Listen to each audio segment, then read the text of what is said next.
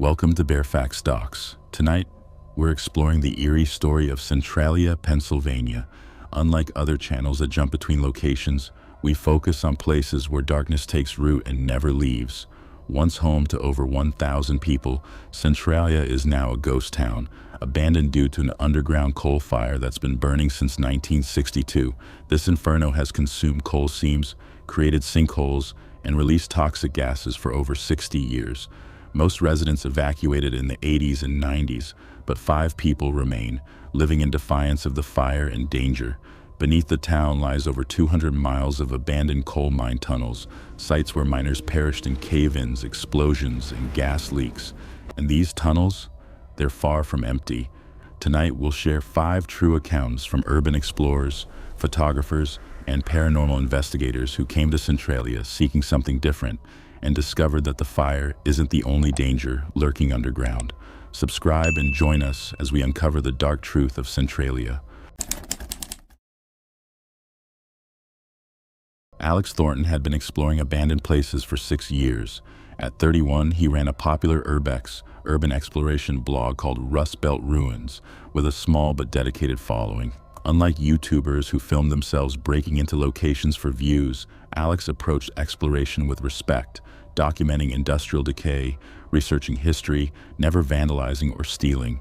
He saw himself as an informal archivist, preserving memories of places society had forgotten. In November 2019, Alex organized an expedition to Centralia with 3 experienced explorers: Maya Rodriguez, 29, photographer; Kyle Brenner, 35, former coal miner from West Virginia; and Sophie Chen, 27, geology grad student. The plan was to document the abandoned mine entrances around Centralia and, if safe, explore accessible sections of the tunnel system. Alex had researched extensively. He knew about the fire, the dangers of carbon monoxide, the risk of sinkholes. He'd purchased CO detectors for each team member, brought rope, helmets with mounted lights, first aid supplies, and emergency communication equipment. They weren't amateurs. They arrived in Centralia on November 15th, a gray Friday afternoon. The town was exactly as photos depicted it. Abandoned streets overgrown with vegetation, foundations where houses once stood, steam rising from cracks in the pavement. The famous graffiti highway stretched ahead, covered in colorful art and slowly cracking apart as the ground beneath it warmed and shifted. But Alex's interest wasn't the graffiti. It was the old mine shaft entrance on South Locust Avenue. According to historical records, this shaft had been sealed by the Bureau of Mines in 1963, shortly after the fire started. But recent satellite imagery showed the concrete seal had cracked open, creating a gap large enough for a person to squeeze through. The group parked near the entrance around 2:00 p.m. Kyle, with his mining background, examined the opening carefully. "Air's moving," he said, holding his hand near the gap. "That's good. Means there's ventilation." They used their CO detectors. The readings were elevated but not immediately dangerous, around 35 parts per million. OSHA's limit for workplace exposure was 50 ppm. Risky, but manageable if they didn't stay long. Alex went first, squeezing through the gap in the concrete seal. His helmet light illuminated a descending tunnel, walls reinforced with timber supports from the 1800s. The air was warm, noticeably warmer than the surface, and smelled of sulfur and coal dust. Maya followed, then Sophie, then Kyle. They descended single file, their lights bobbing in the darkness.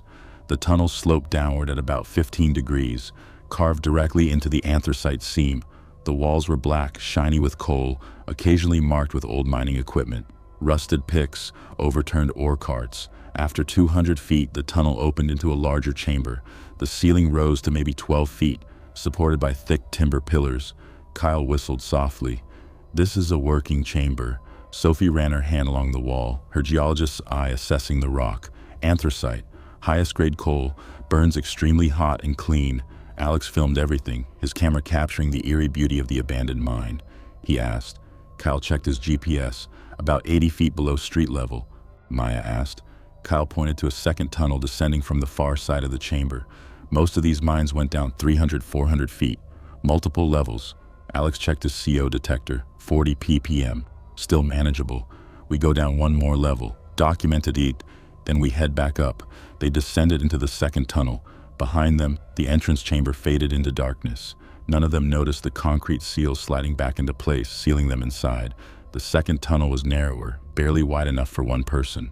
They moved in single file, Alex leading, Kyle bringing up the rear. The air grew warmer with every step. Alex's thermometer read 78 degrees, hot for an underground space in November. After another 150 feet, the tunnel opened into a vast chamber. This one was massive, easily 50 feet wide, 30 feet tall, supported by brick pillars that rose like columns in a cathedral. Rail tracks ran through the center, disappearing into tunnels on either side. This had been a main artery of the mine, a hub where coal carts would converge from different seams. Alex swept his light across the space and, "This is incredible. This must have been—" "Wait," Kyle interrupted, holding up his hand. They fell silent. At first, Alex heard nothing. Then faintly he detected it, a rhythmic sound, metal on stone, like pickaxes striking rock. Maya whispered. Kyle's expression was grim. "No one mines Centralia anymore." The sound continued, steady, rhythmic, echoing from one of the side tunnels. Alex checked his CO detector. 45 ppm, still safe, barely. "We should check it out. Could be machinery left running or we should leave," Sophie interjected, her voice tight with anxiety. But Alex was already walking toward the sound, his camera raised. Maya followed hesitantly. Sophie and Kyle exchanged a glance, then followed. The side tunnel was even narrower than the one they'd descended. The sound grew louder, distinct now, unmistakable. Pickaxes striking coal, multiple sources, as if a crew of miners were working just ahead. The tunnel curved. Alex rounded the bend, and the sound stopped. Immediate, total silence. Alex swept his light across the tunnel ahead. Empty, no people, no equipment, just bare tunnel walls and old rail tracks. Maya started. Kyle grabbed Alex's shoulder. "We need to go." "What?" "Because that sound shouldn't exist. There's no way miners are down here." Alex was about to argue when his CO detector beeped urgently. He looked at the screen. 68 ppm. The level had spiked dramatically in the last minute. "Okay," Alex said, his confidence shaken. They turned around. The tunnel behind them looked different. The walls seemed closer, the ceiling lower. Alex's light flickered, dimmed, then stabilized. Maya asked. Alex checked. "No." They walked back toward the main chamber. After a minute, Kyle stopped. "We should have reached the main chamber by now. We only walked 50 feet into this tunnel." Alex checked his GPS. The signal was weak underground, but it showed their position clearly.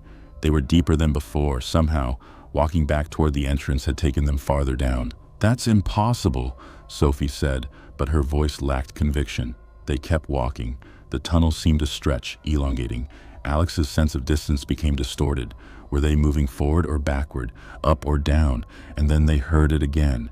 The pickaxes. Closer now, not ahead of them, behind them.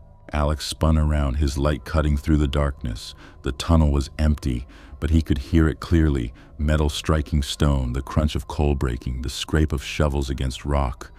And something else, breathing, ragged, wet, like lungs filled with coal dust. Maya grabbed Alex's arm. They ran, not toward the sound, not away from it, just ran, desperate to find the main chamber, to find the exit, to get out. The tunnel twisted. Alex didn't remember these turns. The walls closed in, the ceiling descended, his helmet scraped against rock, and then, impossibly, they burst into the main chamber. The same brick pillars, the same rail tracks. But the chamber had changed. The pillars were charred black, as if burned. The air shimmered with heat, and standing throughout the chamber, arranged in rows, were figures, miners, dozens of them, holding pickaxes, standing motionless, watching.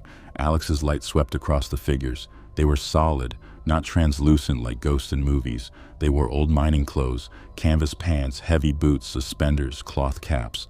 Their faces were covered in coal dust, features obscured, but their eyes reflected Alex's light, glowing like animals caught in headlights.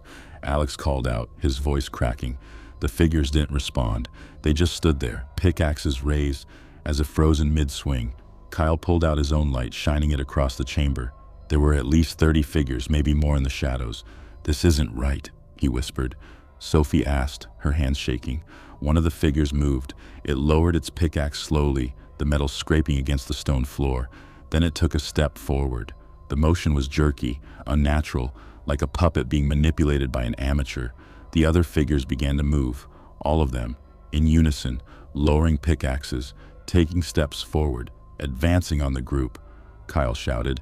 They ran toward the tunnel they'd descended from, but when Alex reached it, he stopped dead. The tunnel was gone. Where the entrance should have been, there was only solid rock, as if the tunnel had never existed. No, Alex muttered, running his hands along the wall. It was here. Maya spun in a circle, her light searching. She pointed to one of the side tunnels. They ran toward it. Behind them, the figures followed, their movements becoming smoother, faster. The sound of pickaxes dragging on stone filled the chamber, a cacophony of metal scraping against rock. The side tunnel was narrow and descended steeply. Alex led the way, his breath coming in ragged gasps. His CO detector was screaming now, 82 ppm, dangerous levels, but turning back wasn't an option. The tunnel twisted and turned, a maze with no apparent logic. They passed side chambers filled with old equipment, ore carts, timber supports, rusted tools. In one chamber, Alex's light caught something that made his stomach drop. Bones, human bones scattered across the floor, partially buried in coal dust. Kyle, Alex whispered, pointing. Kyle's face went pale. Miners must have died in a collapse. They kept moving. The air grew hotter. Alex's thermometer read 95 degrees. Sweat poured down his face. His lungs burned with each breath. Behind them, the figures maintained their pursuit. Alex could hear them clearly now. Not just footsteps, but breathing. Wet, labored breathing, like lungs filled with fluid, and occasionally a sound that might have been a voice, but distorted, inhuman. The tunnel opened into another chamber. This one was smaller, maybe 20 feet across, with a single feature that dominated the space. A shaft descending straight down, reinforced with timber and metal, a ventilation shaft meant to allow air circulation between different levels of the mine. Sophie shone her light down the shaft. It descended into blackness, no visible bottom. We can't go back, Maya countered. She pointed behind them. The figures were emerging from the tunnel, filling the chamber entrance, blocking escape. Kyle examined the shaft. Metal rungs had been driven into the wall, forming a ladder descending into darkness. It's our only option. Climb down until we find another tunnel. Alex's rational mind screamed that this was insane, descending deeper into a mine that was clearly wrong, clearly impossible, but his survival instinct overrode logic. He clipped a carabiner to the nearest rung and began descending. Maya followed, then Sophie. Kyle went last, and as he descended, he looked up. The figure stood at the edge of the shaft, looking down, not following, just watching. Maya called up. "Don't know," Kyle replied. "Don't care." They descended for what felt like an eternity. Alex counted rungs, 100, 150, 200. His arms ached. His hands slipped on the metal, made slick by heat and moisture. The air temperature climbed, 100 degrees, 105 degrees, 110 degrees. And then Alex's foot hit something solid. He'd reached bottom. He unclipped and stepped onto a tunnel floor. His light revealed another horizontal tunnel, this one even older than the others. The timber supports were rotting. The walls showed evidence of fire damage, scorched black, cracked from heat. The others joined him. Sophie checked her CO detector, 95 ppm, critically dangerous. "We have maybe 30 minutes before CO poisoning becomes irreversible," she said, her voice tight. "We need to find a way out." They moved quickly through the tunnel. The heat was oppressive. Alex's shirt was soaked through. His vision swam at the edges. He could feel his heart racing, his breath shallow. The tunnel branched, left or right. No way to know. Alex chose left. They ran now, desperation overriding caution. And then Alex saw it. Light. Real light. Daylight. Streaming through a crack in the tunnel ceiling ahead. A sinkhole. The ground above had collapsed, creating an opening to the surface. Alex ran toward it, his last reserves of energy pushing him forward. The opening was maybe 6 feet above the tunnel floor, but he could reach it. He jumped, grabbed the edge, pulled himself up. Fresh air hit his face like a blessing. He gulped it down, his lungs clearing. He pulled himself through the opening and collapsed on the ground above. Maya emerged next, then Sophie. Kyle scrambled up last, and as he did, they heard it from below, pickaxes striking stone. The figures had followed them down, and they were close. Alex looked around. They'd emerged in the middle of Centralia's abandoned downtown, near where the church had once stood. Steam rose from cracks in the pavement. The sun was setting, casting long shadows across the empty streets. Maya gasped, still trying to catch her breath. Alex pulled out his phone. No signal. His GPS was offline, but he remembered. They'd parked near the South Locust Avenue mine entrance. That was, he looked around, trying to orient himself. Maybe half a mile west. We run, Alex said. Now, before, the ground beneath them trembled. Not an earthquake. Something else. Something moving underground. Something large. Alex grabbed his camera bag and ran. The others followed. They sprinted down what had once been Locust Avenue, their boots pounding on cracked asphalt. Behind them, they heard the sound of ground collapsing, sinkholes opening. Alex risked a glance back. The sinkhole they'd emerged from was expanding, the edges crumbling inward, and emerging from the darkness below were the figures. Dozens of them, climbing out of the mine, their movements mechanical and relentless. The figures didn't run, they walked, but they covered ground impossibly fast, gliding across the broken pavement. Alex's lungs burned. His legs felt like lead, but he kept running. The car was ahead. He could see it now, maybe 200 yards away, 150 yards, 100 yards. Behind them, the figures maintained their pursuit. Alex could hear their breathing, that wet, rattling sound. 50 yards. Alex fumbled for his keys, his hands shaking. He hit the unlock button. The car beeped. They reached it. Alex threw himself into the driver's seat. Maya and Sophie piled into the back. Kyle jumped into the passenger seat, slamming the door. Alex jammed the key into the ignition. The engine turned over. Once, twice, it didn't start. "Come on, come on, come on," Alex muttered, pumping the gas pedal. The figures were 30 feet away, 20 feet, 10 feet. Alex turned the key again. The engine roared to life. He threw the car into drive and floored it. The tires spun on loose gravel, then caught. The car lurched forward. In the rearview mirror, Alex saw the figure standing in the middle of the street, watching, not pursuing anymore, just watching.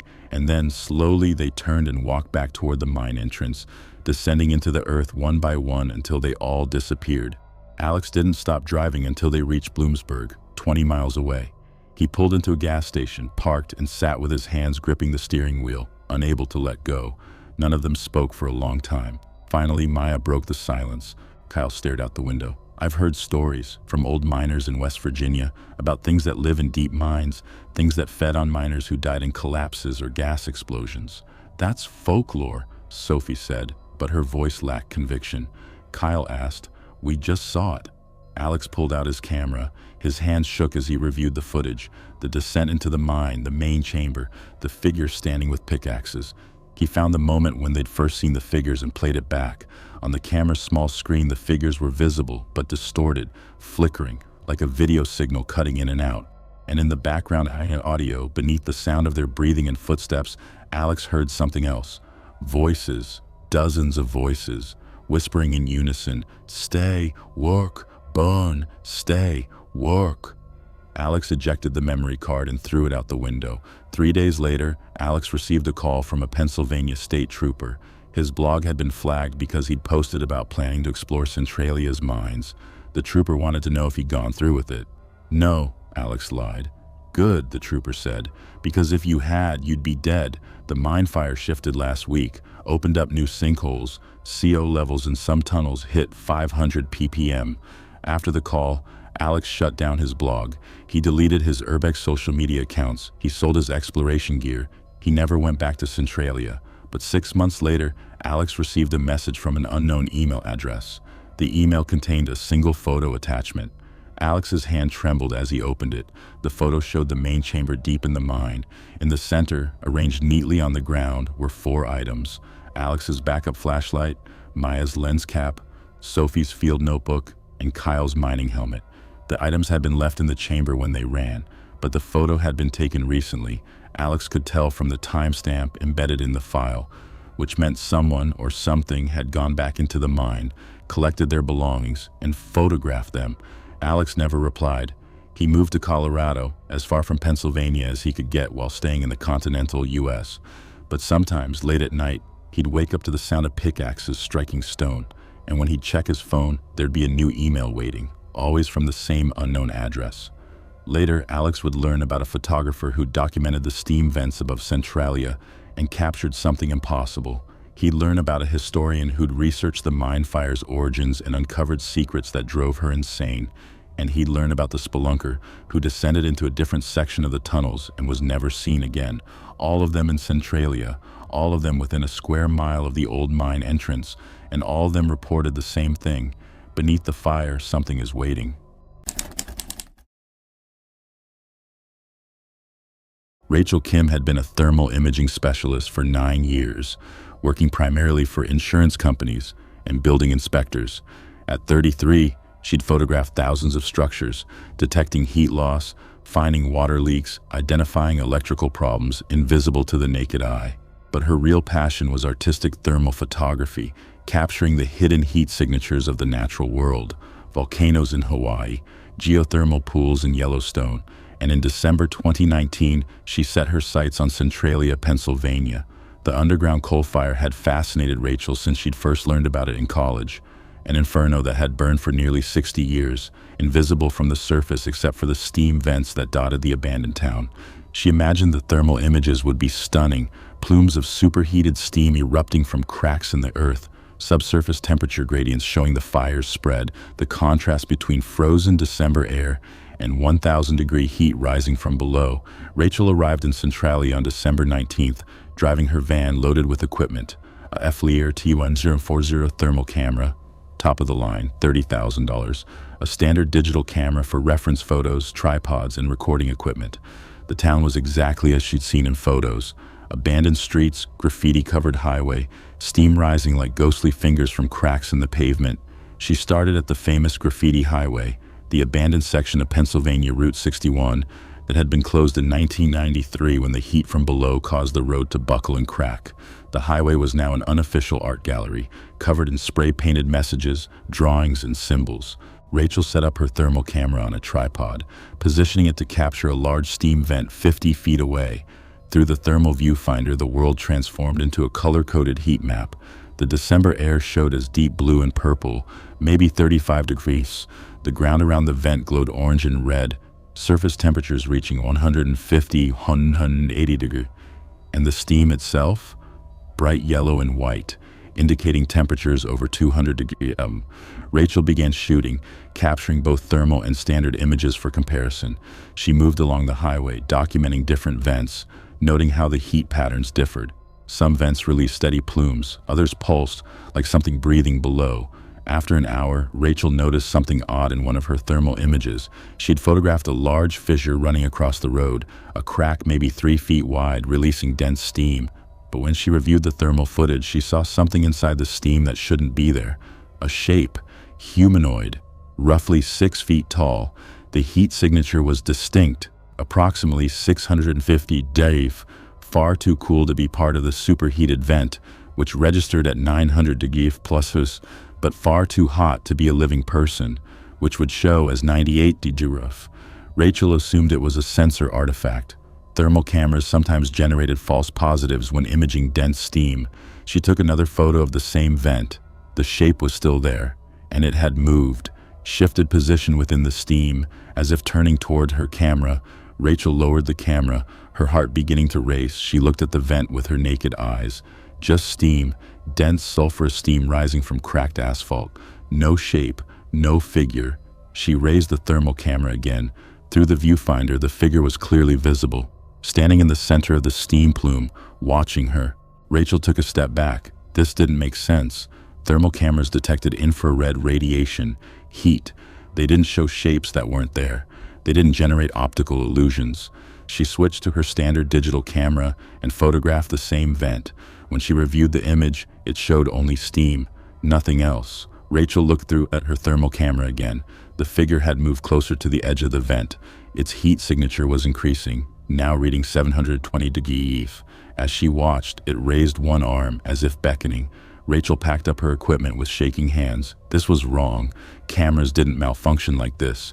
And even if they did, heat signatures didn't move, didn't gesture, didn't watch. She decided to try a different location. Maybe the graffiti highway had some kind of interference. Electrical lines, underground cables, something generating false readings. She drove to the northern edge of town, where older vents dotted an abandoned lot near where houses once stood. Rachel set up again, this time photographing a cluster of 3 vents, each releasing moderate steam. Through her thermal camera, she saw them immediately. Figures, 3 of them, one standing at each vent, all facing her. Their heat signatures ranged from 650 to 750 degrees Fahrenheit. And as Rachel watched, more figures emerged from the steam. 5, 10, 20, all with the same impossible heat signatures, all standing among the vents, all facing her direction. Rachel's professional skepticism crumbled. She was seeing something real, something the thermal camera could detect but her eyes couldn't. Entities existing in a heat range that should be lethal, standing in steam that should incinerate any organic matter. She checked her watch. 4:15 p.m. The sun would set in 30 minutes. She needed to leave, but her scientific curiosity overrode her fear. She had to know what these figures were. She had to document them properly. Rachel switched to video mode on her thermal camera, recording continuously. She narrated as she filmed, forcing her voice to stay steady. December 19, 2019, 4:17 p.m., Centralia, Pennsylvania. Recording thermal anomalies near steam vents. Multiple humanoid heat signatures detected, ranging from 650 to 750 degrees Fahrenheit. Signatures appear to be moving independently. No visible presence confirmed by standard optical camera. As Rachel filmed, the figures began to move, not toward her, toward each other, converging on a single large vent near the center of the lot. They formed a circle around it, their heat signatures merging at the edges, creating a ring of intense thermal energy. And then the ground began to shake, not violently, a low, rhythmic vibration, like a massive engine running deep underground. The steam vents pulsed in sync with the vibration, and the figures' heat signatures intensified, climbing from 750 degrees to 800 degrees, then 850 degrees. Rachel kept filming, her hands trembling. Through her viewfinder, she saw the center vent expanding, the crack widened, steam erupting with increased pressure. And rising from the vent, slowly, impossibly, was a larger figure. This one was massive, at least 12 feet tall. Its heat signature was off the scale, exceeding her camera's maximum reading of 1,500 degrees. The thermal image showed it in pure white, so hot that it overwhelmed the sensor. The figure rose until it stood fully above the vent, surrounded by the smaller figures, and then it turned its head, or what Rachel assumed was its head, toward her. Rachel's camera emitted a warning beep. Thermal overload, sensor damage imminent. She lowered the camera. The sun was setting, casting long shadows across the abandoned lot. And in the fading light, Rachel could see them now with her naked eyes. Not clearly, not fully formed, but visible. Shapes made of smoke and heat shimmer, standing among the vents. The large figure in the center was the most distinct, a silhouette of darkness outlined by steam and firelight from below. Rachel ran. She didn't pack her equipment. She just ran to her van and threw herself inside and drove. She didn't stop until she reached Bloomsburg, 20 miles away. Only then did she allow herself to review her thermal footage. The video showed everything: the figures emerging, the convergence, the massive entity rising from the vent. And at the end of the footage, just before she'd stopped recording, the large figure had moved. It had taken one step toward her position, a single step that covered 50 feet. Rachel never returned to Centralia. She sold her thermal imaging equipment and quit her job. But 3 months later, she received a package at her home in Philadelphia. No return address. Inside was a thermal image, one she'd never taken. It showed her bedroom, her bed, and standing beside it, invisible to human eyes but blazing bright in thermal signature, was one of the figures. The heat signature read 850 degrees. The timestamp on the image was dated the night before. The image had been taken from inside her room. Rachel moved the next day. She never went back to that apartment. But wherever she goes, occasionally, her phone's thermal function activates on its own, and when it does, she sees them, standing in corners, watching from doorways, figures of heat that shouldn't exist. The most recent image was dated yesterday. It showed Rachel sleeping, and standing at the foot of her bed were 3 figures. The timestamp showed 3:33 a.m.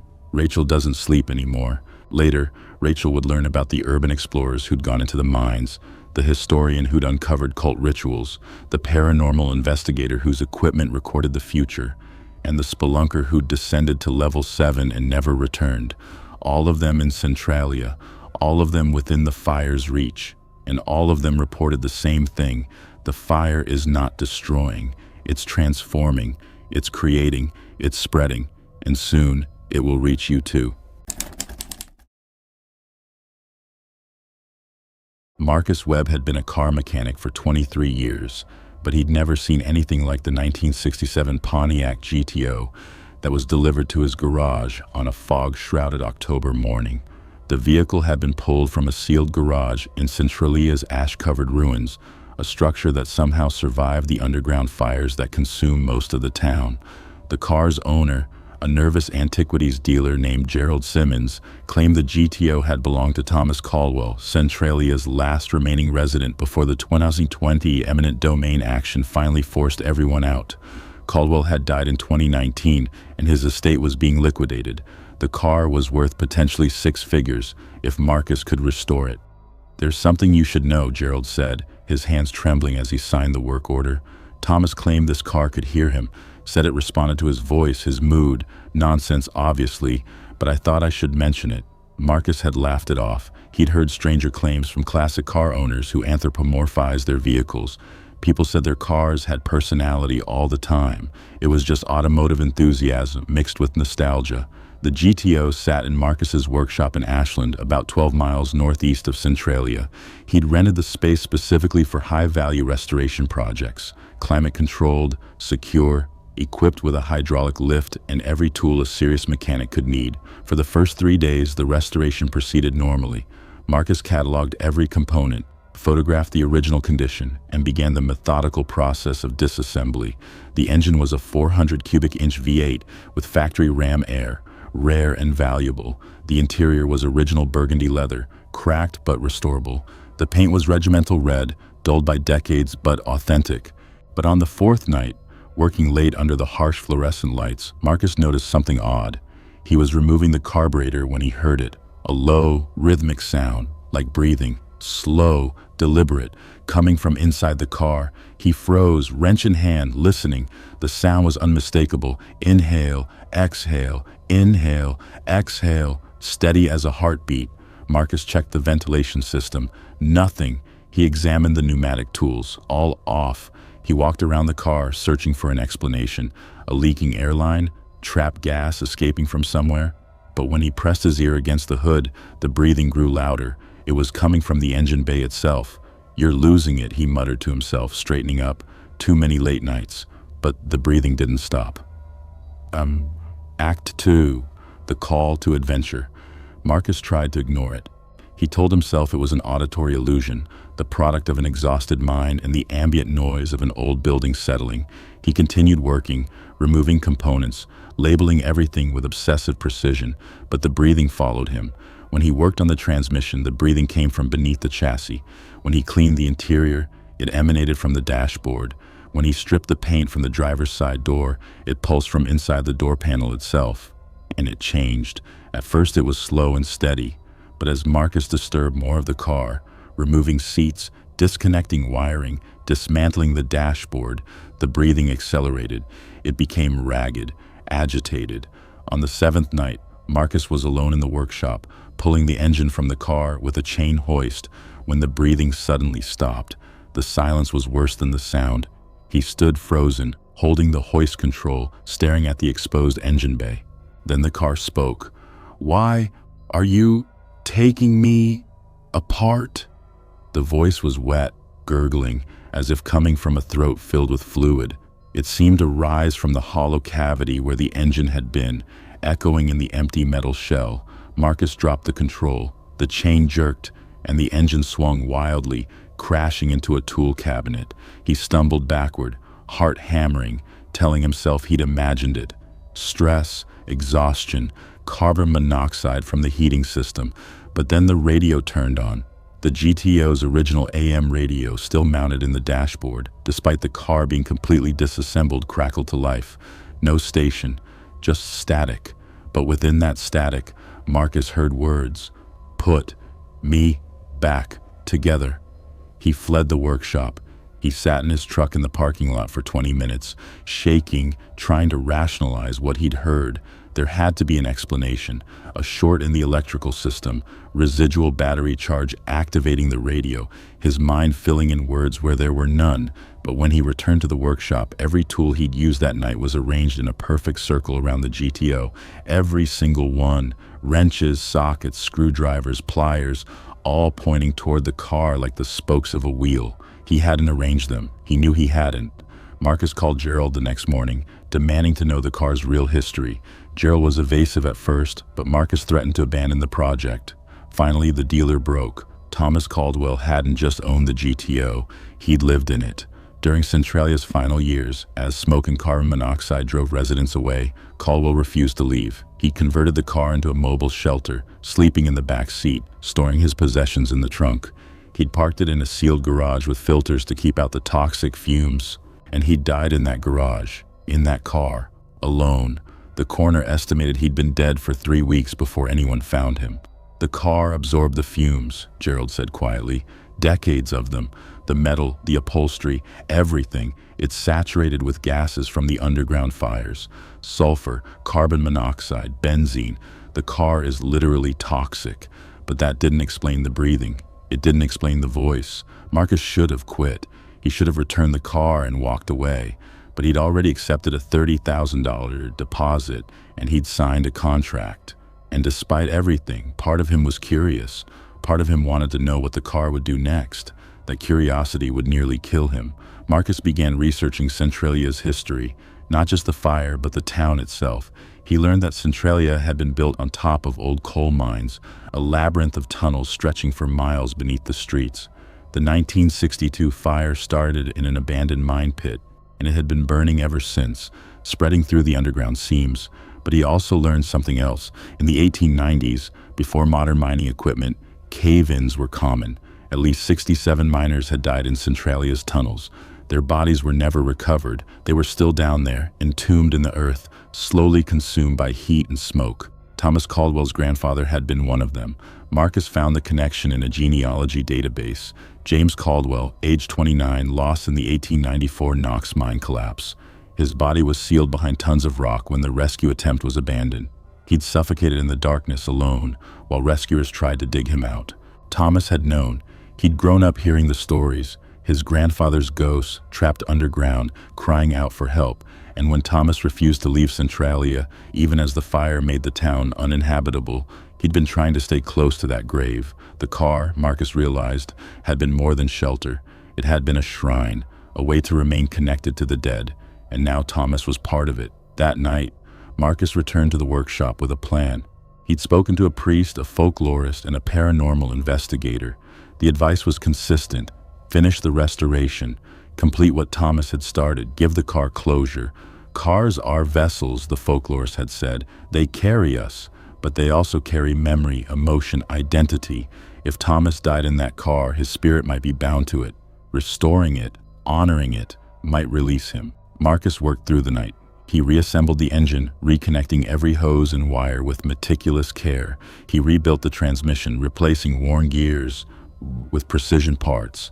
He treated the leather interior with conditioner, bringing the old burgundy back to a deep shine. He polished the chrome until it gleamed, and as he worked, the car responded. The breathing returned, but softer now, slower, almost peaceful. The radio played old songs from the 1960s. Good vibrations. Respect. I got you. I feel good. Even though the antenna was disconnected, the headlights flickered in rhythm with the music. Marcus found himself talking to the car, explaining what he was doing, apologizing for taking it apart, promising to make it beautiful again. You were a good car, he said quietly, buffing the hood. Thomas loved you, I can tell. He took care of you. The engine fully reassembled now. Turn over on the first try. The sound was clean and powerful, a perfect rumble. Marcus felt a strange pride, as if the car was thanking him. But then, just as he thought the ordeal was ending, everything changed. At 2:47 a.m., with the restoration nearly complete, the workshop lights went out.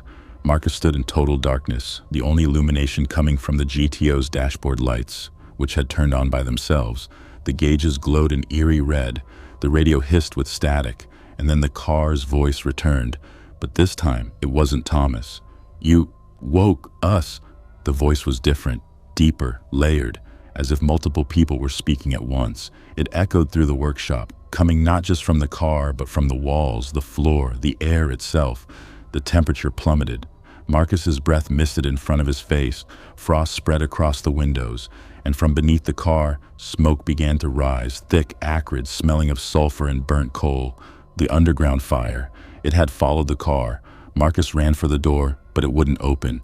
The deadbolt had locked itself. He yanked at the handle, but it wouldn't budge. Behind him, the GTO's engine roared to life. No key, no ignition, just starting on its own. The headlights blazed, pinning him against the door. In that harsh white light, Marcus saw them. Figures, dozens of them, shadowy forms standing around the car, their outlines flickering like heat mirages. They were miners, their faces blackened with soot, their eyes hollow and empty. Some were missing limbs, others had caved-in skulls. All of them stared at Marcus with expressions of profound suffering. "We can't leave," the voices said. "Still burning." The figures moved closer. The smoke thickened. Marcus's eyes watered. His lungs burned. He was choking on the same fumes that had killed Thomas, the same gases that had driven an entire town to abandon their homes. He understood now. The car hadn't absorbed just Thomas's spirit. It had absorbed Centralia itself, the fire, the dead, the decades of suffering. The GTO was a vessel, yes, but not for one man. It was a reliquary for an entire town's tragedy. The figures surrounded him. Their hands reached out, cold and smoke-like, brushing against his skin. They were trying to tell him something, trying to make him understand. Marcus dropped to his knees, coughing, vision blurring. The workshop was an inferno of cold smoke and phantom flames. He was going to die here, suffocate, just like the miners, just like Thomas. But then he remembered something the priest had said. Sometimes the dead don't need release. They need acknowledgement. They need to be remembered. With the last of his strength, Marcus pulled out his phone. His fingers trembled as he opened the recording app. He pressed record and looked up at the ghostly miners surrounding him. "I see you," he said, voice raw. "I know what happened to you. James Caldwell, the Knox mine collapse. 67 men. You're still down there. Still trapped. I know." The figure stopped moving. The smoke hesitated. "Thomas stayed because of you," Marcus continued. "He wouldn't leave because you couldn't leave. He died trying to be close to you. And this car," he put his hand on the GTO's fender, "this car was his way of staying connected." The radio crackled. Through the static, Marcus heard something that might have been words, or might have been wind through underground tunnels, or might have been the last breath of men who died a century ago. "I'll tell your story," Marcus promised. "I'll make sure people know. You won't be forgotten." The lights came back on. The smoke dissipated. The figures faded like morning mist. The deadbolt clicked open. Marcus collapsed on the concrete floor, gasping, his lungs burning. The GTO's engine shut off. The radio went silent. The workshop was just a workshop again. Cold, empty, normal. But when Marcus checked his phone, the recording had captured something. Not voices exactly, but sounds. Rhythmic, labored breathing, the creak of tunnel timbers, the distant rumble of collapsing rock, and beneath it all, a whisper that might have been thank you. Marcus finished the restoration 3 days later. He worked in silence, treating the car with reverence. When it was done, the GTO looked showroom perfect, paint gleaming, chrome-polished, engine purring. It was beautiful. Gerald Simmons arrived to take delivery. He was thrilled with the results. He paid the balance without question. He arranged for transport to an auction house in Philadelphia, where the car would sell for $187,000 to a private collector in California. Marcus never told him what had happened. How could he? No one would believe it. But before the car left his workshop, Marcus placed something in the glove box. A printed document, a memorial. It listed 67 names, every miner who died in Centralia's tunnels. James Caldwell's name was at the top. Thomas Caldwell's name was at the bottom, added by hand.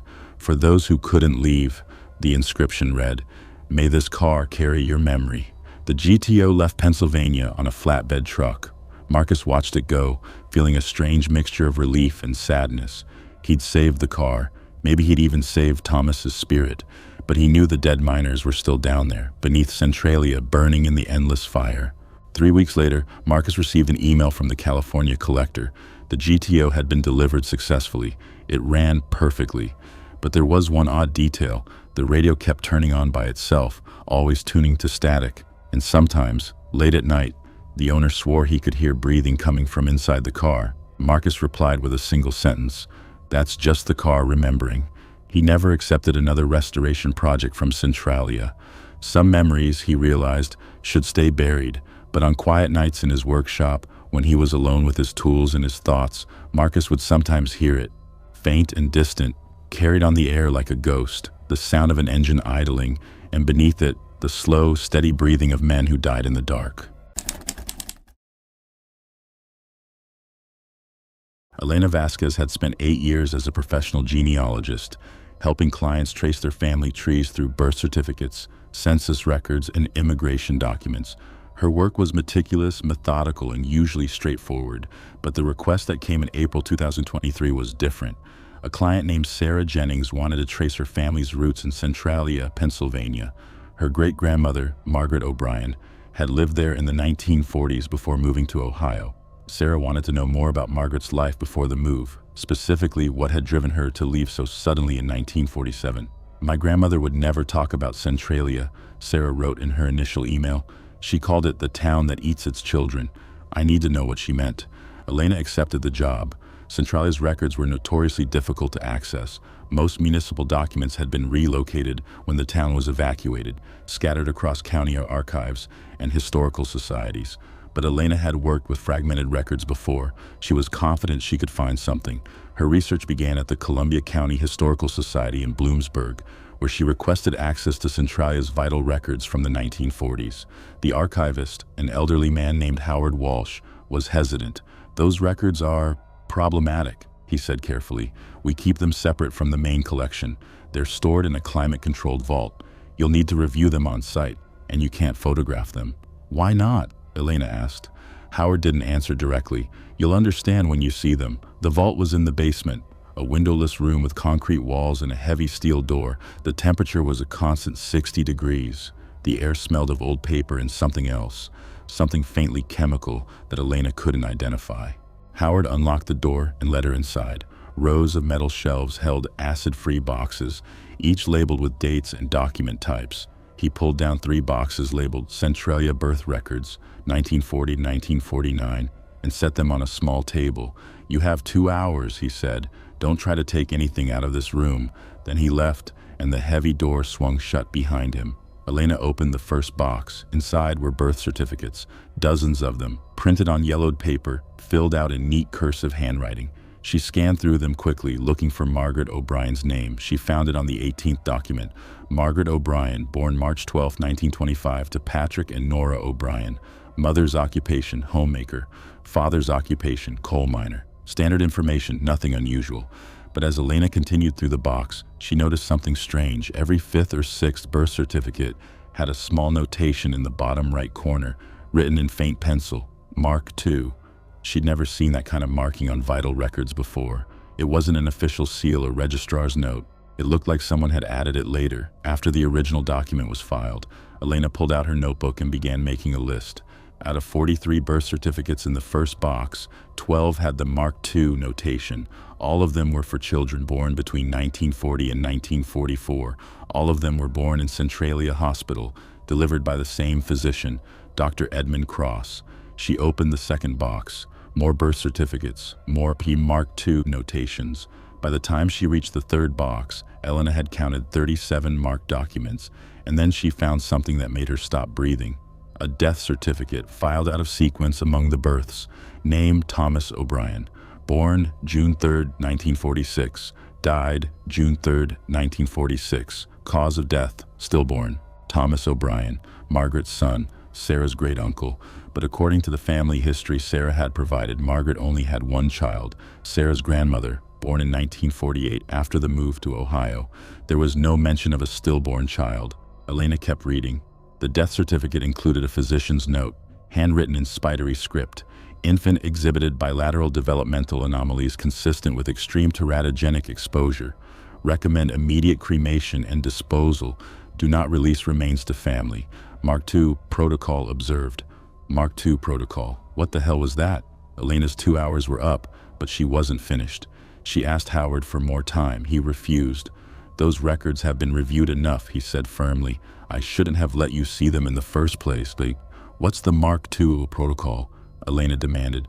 "What does it mean?" Howard's expression hardened. "It means you should stop digging." But Elena couldn't stop.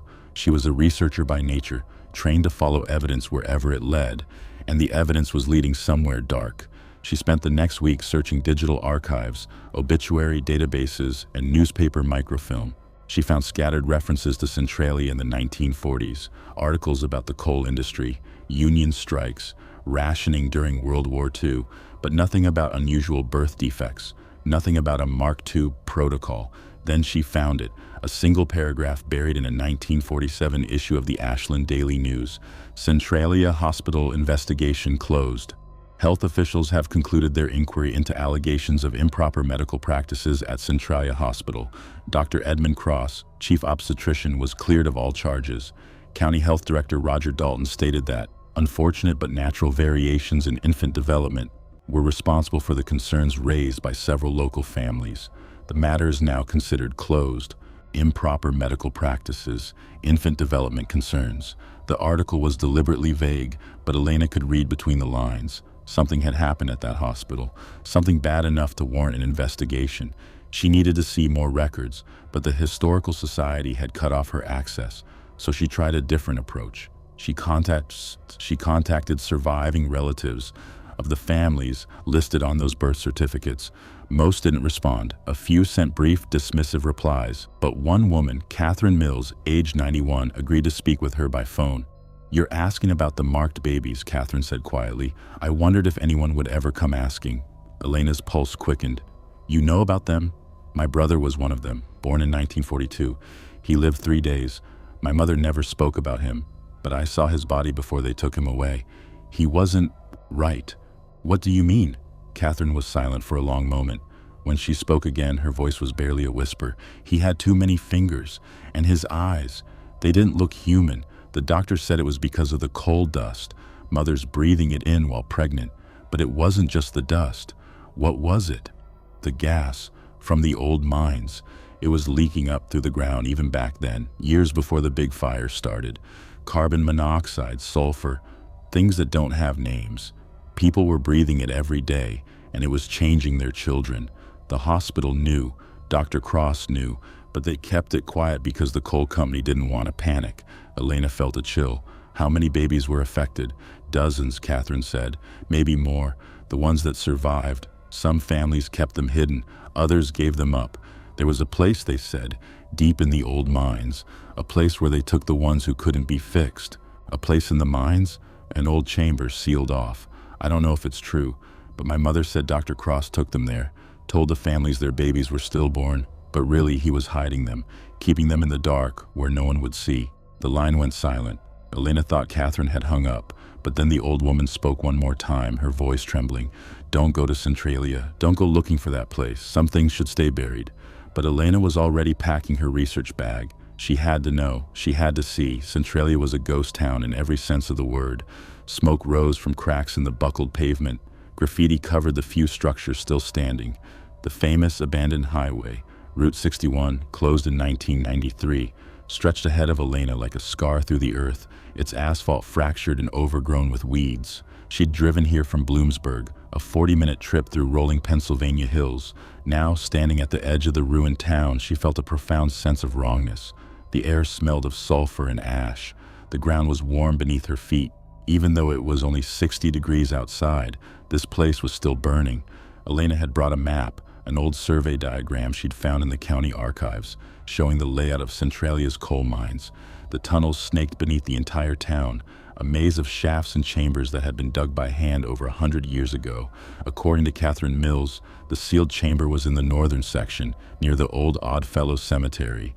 Elena had marked the location on her map. It was less than a mile from where she stood.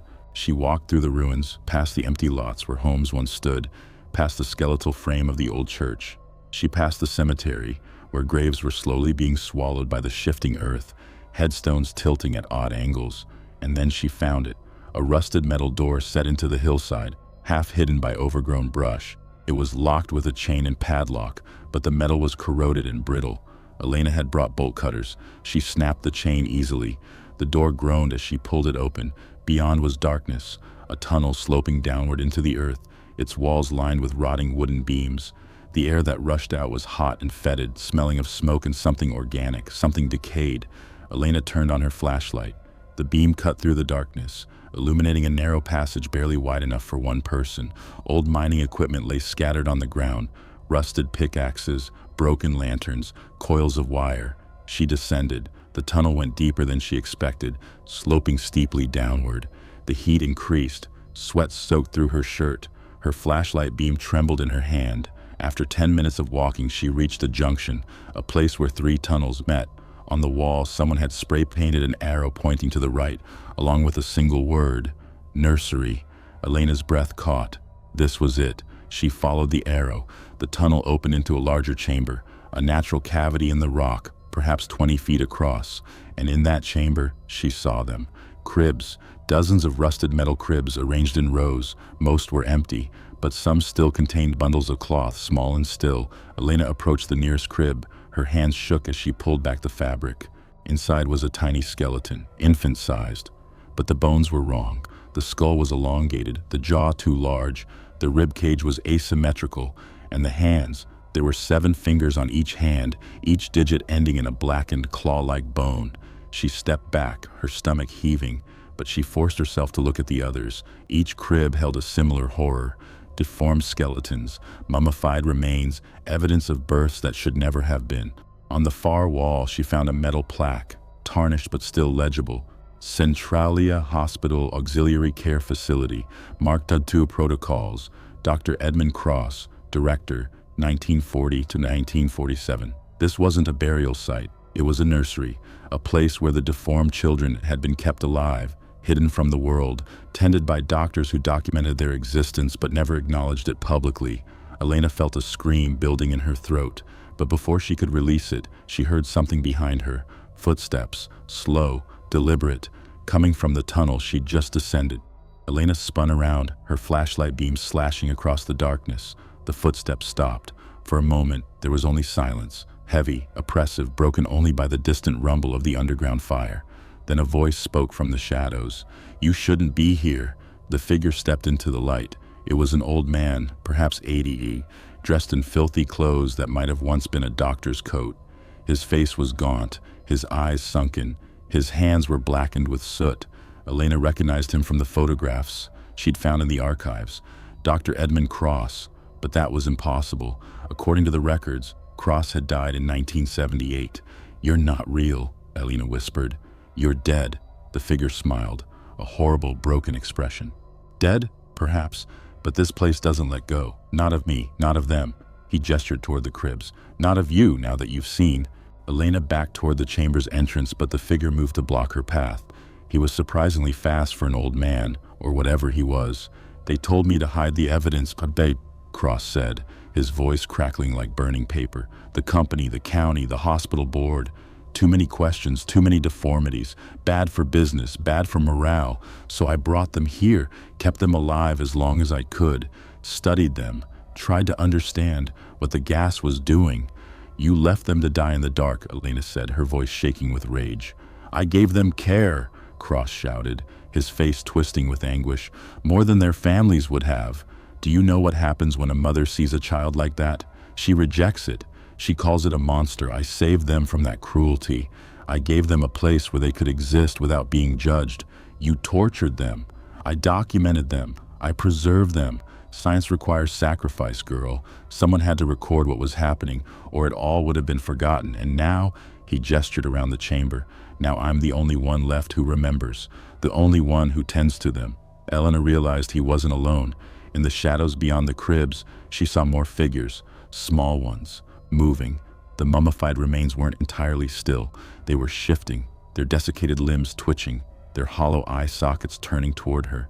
The children, the Mark II subjects, they were still here, not alive but not entirely dead either, trapped in this chamber by the same underground fire that had consumed the town.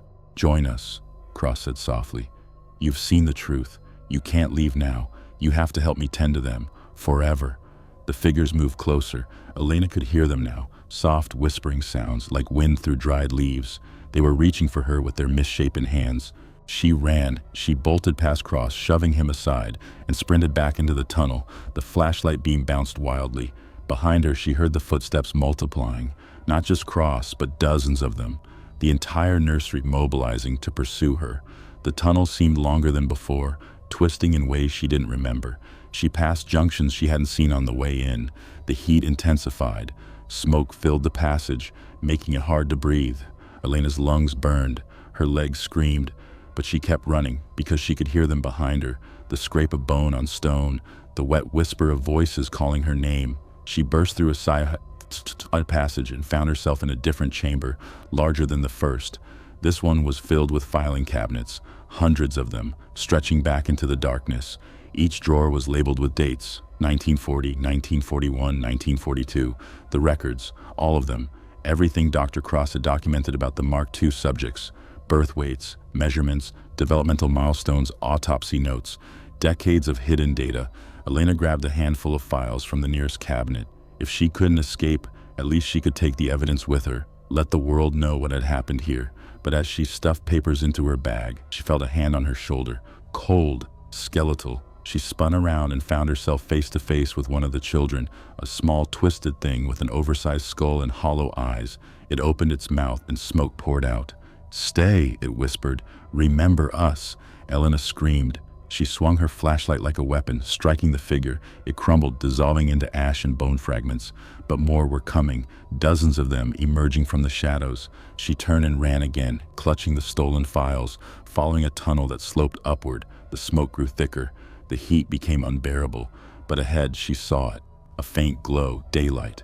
Elena burst through the rusted door and into the open air, gasping, covered in soot and ash. She stumbled away from the hillside, putting distance between herself and the mine entrance. Behind her, the door swung shut. The chain reformed itself, sealing the entrance as if it had never been opened. Elena didn't return to Bloomsburg immediately. She drove to a motel in Ashland, locked herself in a room, and spread the stolen files across the bed.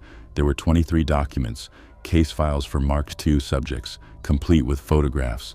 The images were horrific.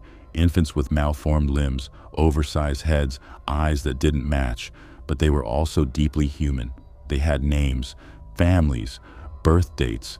Elena scanned every page. She uploaded the files to a secure cloud server. She wrote a detailed report documenting everything she'd seen in the mine, and then she contacted Sarah Jennings. "Your great-grandmother wasn't running from shame," Elena told her client over the phone. "She was running from grief. She lost a son. The hospital told her he was stillborn, but really they hid him away. She never got to bury him, never got closure. That's why she couldn't talk about Centralia." Sarah was silent for a long moment. "What happened to the baby?" "He's still there," Elena said quietly, "in the mine, with all the others." 2 weeks later, Elena submitted her findings to the Pennsylvania Historical Society and the EPA.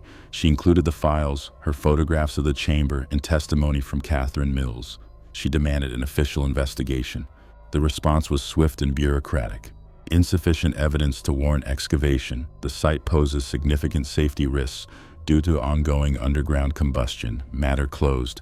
But Elena didn't stop. She published her research independently, a 200-page report titled "The Mark II Children, Centralia's Hidden Medical Atrocity." She posted it online, shared it with journalists, sent copies to medical ethicists and historians. Some people called her a conspiracy theorist. Others accused her of exploiting tragedy for attention. But a few believed her, and slowly the story began to spread. Today, if you visit Centralia, you'll find a small memorial near the Oddfellows Cemetery.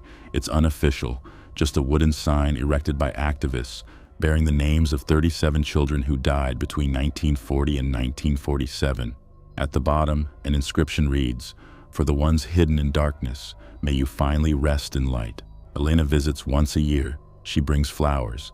She updates the memorial when she learns new names, and sometimes on quiet evenings she swears she can hear them, faint whispers carried on the smoke, the voices of children who were never given a chance to be mourned.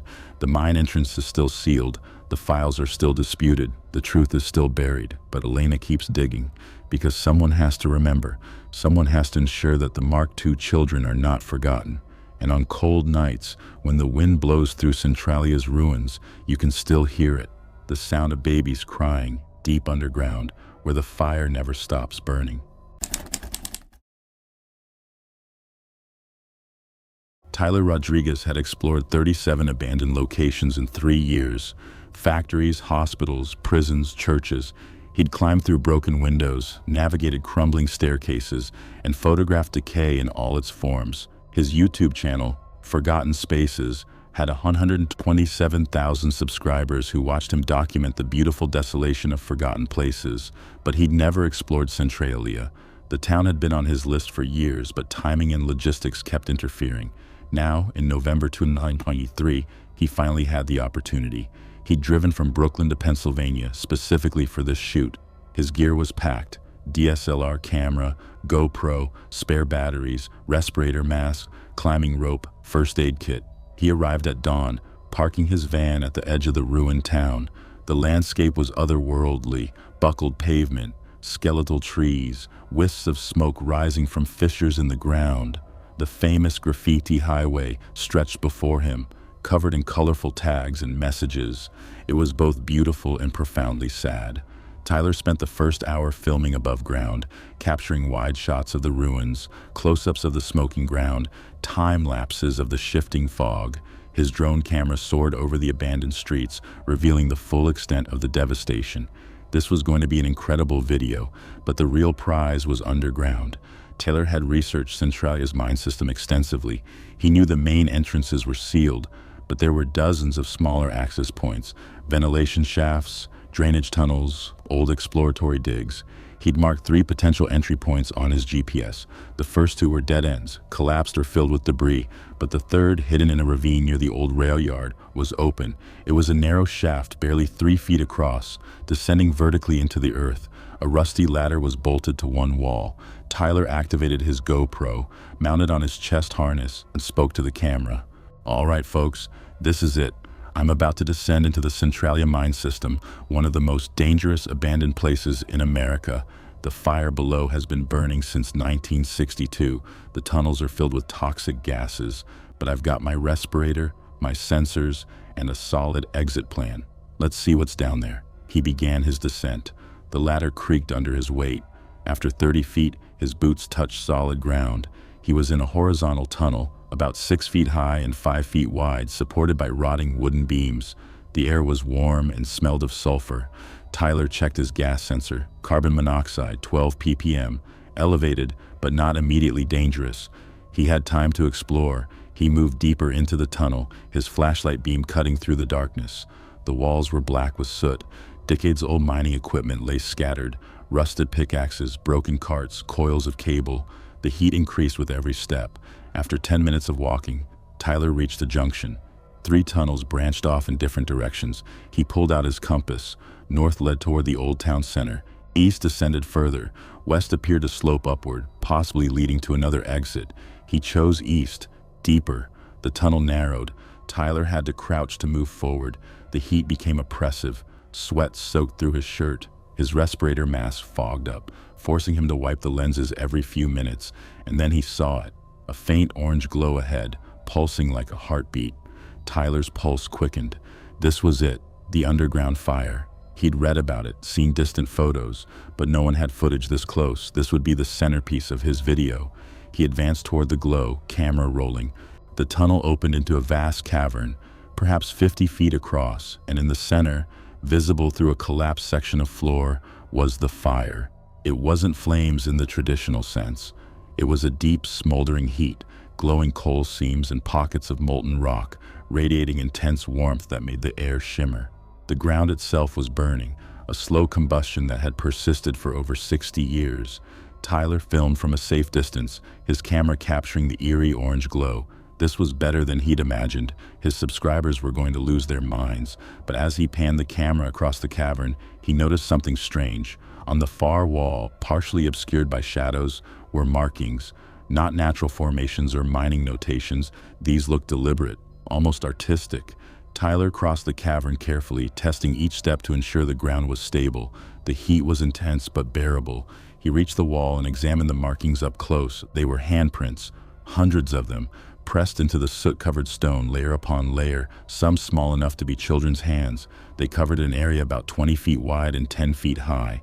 And in the center, someone had scratched words into the rock: "We are still here." Tyler's skin prickled.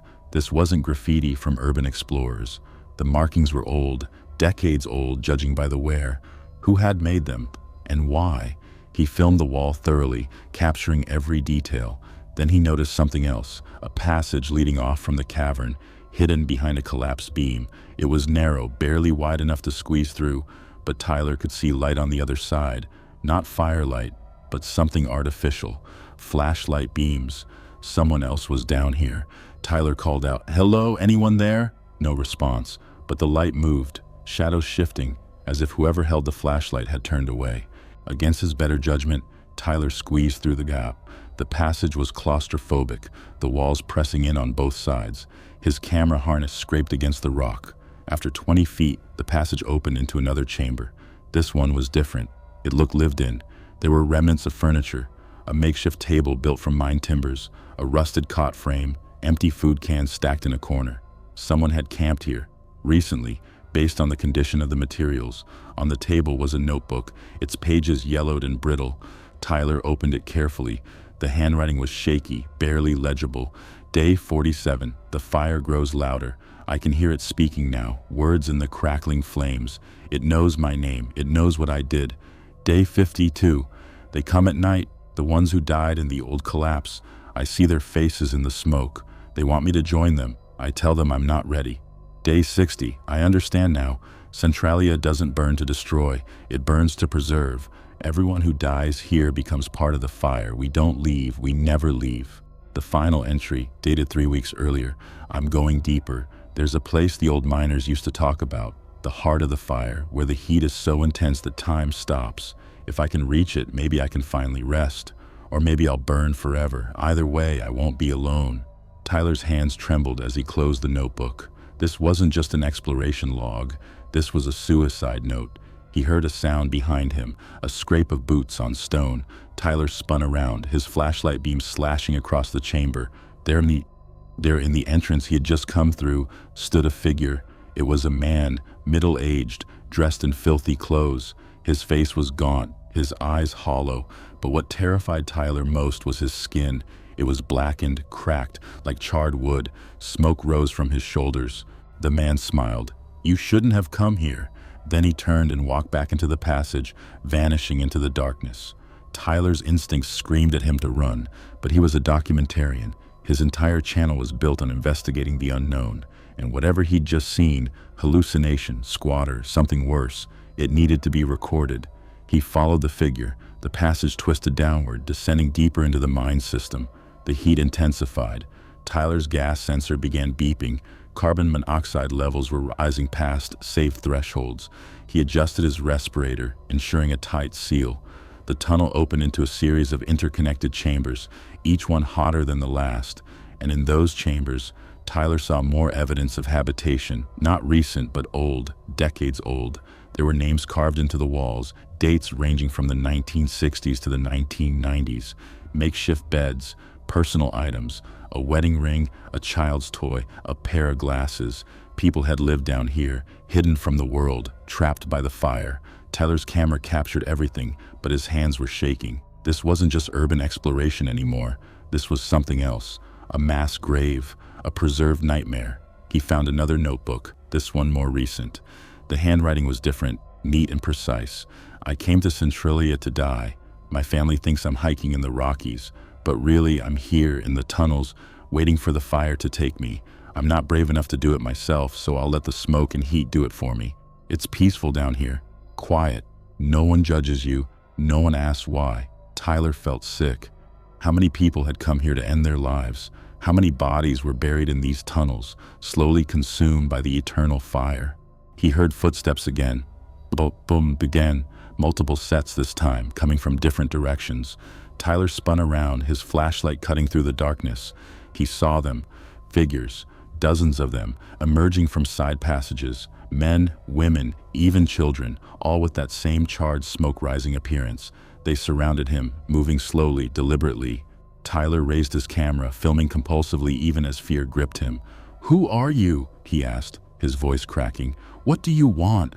One of the figures stepped forward. A woman, perhaps 60, with kind eyes despite her blackened face. She spoke, and her voice was like wind through ash. "We are the ones who couldn't leave. Some of us died in the fires. Some came here seeking peace, others simply got lost. But Centralia holds us. We are part of the fire now, forever burning, never consumed. I need to leave, Tyler said. I'm not part of this. But you are, the woman said gently. You came looking for us. You wanted to see the truth. Now you have. And the fire doesn't let witnesses go. The figures moved closer. Tyler felt the heat pressing in from all sides. His gas sensor was screaming now. CO levels were lethal. He needed to get out. Now! He ran. He bolted back through the passage, his flashlight beam bouncing wildly. Behind him, the figures followed, not running, just walking steadily, relentlessly. The heat pursued him like a living thing. Tyler's lungs burned, his vision blurred. He was breathing too hard, hyperventilating inside the respirator. He yanked the mask off, gasping for air, but the air was toxic, thick with smoke and fumes. He collapsed in a tunnel, coughing, choking. The figures gathered around him, watching silently. The woman knelt beside him, placing a charred hand on his shoulder. Rest, she said. You're safe now. You're home. Tyler's vision darkened. He felt the heat seeping into his bones, becoming part of him. His camera, still recording, captured his final moments, eyes closing, body going still, smoke beginning to rise from his skin. But Tyler didn't die. He woke. How much later, he didn't know, lying on the tunnel floor. The figures were gone. His flashlight still worked, its beam casting long shadows across the stone walls. His camera was still recording, battery somehow not drained. Tyler sat up slowly. His body ached. His throat felt like he'd swallowed broken glass, but he was alive. He checked his watch. 3 hours had passed. 3 hours unconscious in a toxic tunnel. He should be dead. Tyler looked down at his hands. They were dirty, covered in soot, but otherwise normal. No charring, no smoke. He touched his face, skin intact. He wasn't like the figures he'd seen, but something was different. He felt heavier, as if the air itself had weight. And when he breathed, he could taste the fire, not just smoke, but something deeper. Coal and sulfur and time. Tyler forced himself to stand. He needed to get out. He retraced his path, following the tunnels upward, but every turn led to another identical passage. Every chamber looked the same. The mine system was a labyrinth, and he was lost. His flashlight battery began to die. The beam flickered, dimmed. Tyler quickened his pace, panic rising. If the light failed completely, he'd be trapped in absolute darkness, surrounded by toxic air and the ever-present heat. Then he heard it, a voice, distant but clear, not the smoky whispers of the figures, but a real human voice, calling from somewhere ahead. "Hello, is someone there? I need help."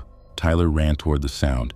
He burst into a chamber and saw him, a young man, maybe 20, sitting against the wall with an injured leg. The man's eyes widened with relief. "Oh, thank God," the man said. "I've been stuck here for hours. I fell through a shaft. My leg's broken. Do you have a phone? Can you call for help?" Tyler's relief was overwhelming. He wasn't alone. Someone else was here, someone alive and real. "I don't have signal down here," Tyler said, "but I can help you. We'll get out together." He examined the man's leg. A clean break, but painful. Tyler fashioned a splint from a piece of timber and helped the man to his feet. The young man leaned heavily on Tyler's shoulder as they moved through the tunnels. "What's your name?" Tyler asked. "David," the man said. "David Cross. I'm a geologist. I came here to study the fire's progression." "Stupid, I know. I should have waited for my team." They walked for 20 minutes, Tyler guiding them with his dying flashlight. But something felt wrong. David's weight on his shoulder was too light, and despite the heat, David's skin was cold. Tyler glanced at him. In the failing light, he saw David's face clearly for the first time. The skin was waxy, pale, and the eyes, they didn't quite focus right, as if looking through Tyler rather than at him. "David," Tyler said slowly, "when did you fall through the shaft?" David smiled. "November 12th, 1987. Tyler stopped walking. The flashlight flickered and went out, plunging them into darkness. David's cold hand remained on Tyler's shoulder. "I've been waiting a long time for someone to help me out," David's voice said from the darkness. "But no one ever comes. Not really. They all become part of the fire, just like me, just like you will." Tyler shoved David away and ran blindly into the dark. He collided with walls, stumbled over debris, fell and scraped his hands on the stone floor. But he kept moving, driven by pure terror. Light appeared ahead. Not his flashlight, but natural light, daylight, an exit. Beeler sprinted toward Banamit. He burst out of the tunnel and into the open air, gasping, sobbing with relief. He was back at the ravine, near the shaft he'd descended hours ago. He looked back at the tunnel entrance. David stood just inside, barely visible in the shadows. He raised a hand in a slow wave. Then he turned and walked back into the darkness. Tyler climbed out of the ravine, his entire body shaking. He made it back to his van, started the engine, and drove away from Centralia without looking back. Gershant returned to Brooklyn 3 days later. He didn't post the Centralia video. He couldn't.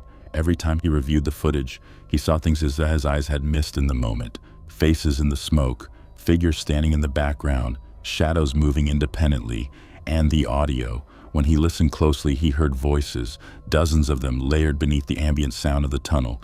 They were speaking his name, calling to him, asking him to come back. Tyler deleted the footage, all of it. He wiped the memory cards, smashed the hard drives with a hammer, threw the fragments in different dumpsters across the city, but he couldn't delete the memories. Every night, he dreamed of the tunnels. He felt the heat, tasted the smoke, heard the whispers, and every morning, he woke with a new handprint of soot on his sheets, as if someone had been lying beside him while he slept. 3 weeks after Centralia, Tyler closed his YouTube channel. He posted a final video, a 10-second clip of him staring into the camera, saying only, "Some places should stay forgotten." His subscribers were confused, disappointed, angry. Tyler didn't care. He'd seen something that couldn't be explained, couldn't be rationalized, and he knew with absolute certainty that if he ever went back, he wouldn't come out again. 6 months later, Tyler moved to Oregon. He took a job as a retail manager, far from urban exploration and abandoned places. He stopped filming, stopped exploring, stopped seeking the beautiful decay. But sometimes, on cold nights, when the wind blows just right, Tyler smells smoke, sulfur and coal and burning earth, and he knows that Centralia hasn't forgotten him. The fire is still burning, the figures are still waiting. And one day, when he's old and tired and ready for rest, Tyler knows he'll drive back to Pennsylvania. He'll descend into that ravine, he'll enter the tunnels, and he'll finally become part of the fire that never dies. Because Centralia doesn't let go, not of the miners who died there, not of the children hidden in the nursery, not of the mechanic who heard the car breathe, not of the archivist who found the records, and not of the urban explorer who went too deep. Some places hold on to you, some fires never stop burning, and some towns exist in the space between death and memory, forever smoldering, forever calling you home. Vanessa Morrison had been investigating paranormal phenomena for 12 years, hosting a moderately successful podcast called Evidence of the Afterlife, with 85,000 regular listeners. At 38, she'd investigated over 200 supposedly haunted locations, asylums, prisons, battlefields, cemeteries. Her approach was scientific. EMF detectors, thermal cameras, audio recorders, motion sensors. She documented everything, analyzed rationally, and debunked more hauntings than she confirmed. But Centralia was different. In March 2024, Vanessa received dozens of listener emails urging her to investigate the abandoned town. The messages described the same phenomena: EVP recordings capturing voices speaking about the fire's children, thermal cameras detecting humanoid heat signatures in the steam vents, and witnesses reporting feelings of being watched by burned figures that vanished when approached. Vanessa was skeptical. Centralia attracted ghost hunters like moths to flame, and most evidence was easily explained by environmental factors. The underground fire created temperature differentials that affected equipment. The toxic gases caused hallucinations. The town's tragic history made people primed to see things that weren't there. But the consistency of the reports intrigued her. If nothing else, it would make compelling podcast content. She arrived in Centralia on March 15th with her standard equipment: EMF detector, thermal camera, digital audio recorder, laptop for real-time analysis, and a GoPro for documentation. Her plan was to spend 24 hours in the town, recording continuously, and broadcast the investigation live to her podcast audience. "Welcome to episode 247, Vanessa said into her microphone, standing on the famous graffiti highway at sunset. "Tonight, we're investigating Centralia, Pennsylvania, America's most infamous ghost town. An underground coal fire has been burning here since 1962, forcing the town's evacuation. But locals claim something else burns beneath Centralia. Not just coal, but souls. Tonight, we find out if that's truth or folklore. Vanessa set up her base camp at the edge of town, near the old church foundation. She arranged her equipment in a semicircle, angling cameras and sensors toward the most active steam vents 50 yards away. Her live stream went active at 9:00 p.m., broadcasting audio and video to her listeners. For the first 2 hours, nothing unusual happened. Her EMF detector registered normal background levels. The thermal camera showed expected heat signatures from the vents. The audio recorder captured only wind and her own voice narrating the investigation. But at 11:17 p.m., her EMF detector spiked. The reading jumped from 0.3 milligauss to 47 milligauss in 3 seconds, a massive unexplained surge. Vanessa grabbed the detector and swept it across the area. The spike was localized to one particular steam vent, the largest one, which released a steady column of vapor into the night sky. "Listeners, we're getting an EMF anomaly," Vanessa said, her voice calm and professional despite her quickening pulse. 47 milligauss at the primary vent. That's significant. Natural electromagnetic fields from geothermal activity typically max out around 5 milligauss. This is reading 9 times higher. She approached the vent slowly, monitoring the detector. The reading increased, 50, 55, 60 milligauss. Her thermal camera showed something strange, a humanoid heat signature standing within the steam column, measuring approximately 6 feet tall and registering 680 degrees. "Thermal anomaly confirmed," Vanessa narrated, her scientific detachment beginning to crack. "Human-shaped heat signature, temperature inconsistent with surrounding environment." She activated her audio recorder and spoke clearly. "If there's an intelligent presence here, can you make your presence known?" Silence. Wind through the ruins, steam hissing from vents. Then her recorder's LED indicators began flashing rapidly. Signal detection. Something was being recorded at frequencies beyond human hearing. Vanessa plugged in her headphones and listened. Voices, dozens of them, overlapping, speaking in urgent whispers. 47. Burned. Still burning. Won't stop. Can't leave. 47. "Listeners, I'm picking up EVP," Vanessa said, her voice tight. Multiple voices, repeating the number 47. If you know Centralia's history, that number has significance. 47 miners died in various accidents here between 1868 and 1947. The EMF reading spiked again. 82 milligauss. Her equipment began malfunctioning. The laptop screen flickered. The GoPro's battery drained from 78% to 12% in seconds. The thermal camera displayed static, then cleared to show not one heat signature but dozens, all standing among the steam vents, all facing Vanessa's position. "Equipment failure," Vanessa reported, forcing her voice to stay steady. "Multiple device malfunctions. Thermal camera showing. I count 23 distinct heat signatures, human-shaped, all approximately 600 to 700 degrees Fahrenheit. This is..." Her live stream cut out. The laptop went black. Her backup recorder stopped functioning. Every piece of electronic equipment failed simultaneously. Vanessa stood alone in the darkness, illuminated only by moonlight and the faint glow from the steam vents. And in that dim light, she saw them with her naked eyes. Figures, translucent, standing perfectly still among the vents, their bodies composed of smoke and heat shimmer, watching her. Vanessa's scientific training warred with her terror. Part of her brain insisted this was a hallucination, carbon monoxide poisoning from the vents, creating vivid visual distortions. But another part recognized what she was seeing was real, documented by now-dead equipment. She backed away slowly, maintaining eye contact with the figures. In 12 years of paranormal investigation, she'd never seen anything remotely like this. Orbs, cold spots, unexplained sounds, those she documented. But solid manifestations, visible to the naked eye, standing in formation like soldiers awaiting orders. This was unprecedented. One figure stepped forward, or rather, glided forward, moving without walking. It approached to within 10 feet of Vanessa and stopped. Up close, she could see details. The figure wore clothing from another era, rough canvas pants and a work shirt. Its face was obscured by soot, but its eyes were visible, hollow, empty, yet somehow aware. "Who are you?" Vanessa asked, her voice barely above a whisper. The figure's mouth moved. No sound emerged, but Vanessa understood the words as if they were spoken directly into her mind. "We are the coal, we are the fire, we are still burning. The miners," Vanessa said, understanding flooding through her. "You're the ones who died in the collapses. You've been trapped here since the fire started." "Not trapped, transformed. The fire doesn't destroy, it preserves. We are eternal now, burning, always burning, never consumed." More figures moved closer, surrounding Vanessa in a loose circle. She should run. Every survival instinct screamed at her to flee, but she was a paranormal investigator. This was what she'd spent her career searching for. Proof, undeniable, witness proof of life after death. "Why are you showing yourselves to me?" Vanessa asked. "Because you listen, because you seek truth, because the fire is growing." "Growing? How?" The figure gestured toward the eastern horizon, where Centralia's deepest mine shafts descended.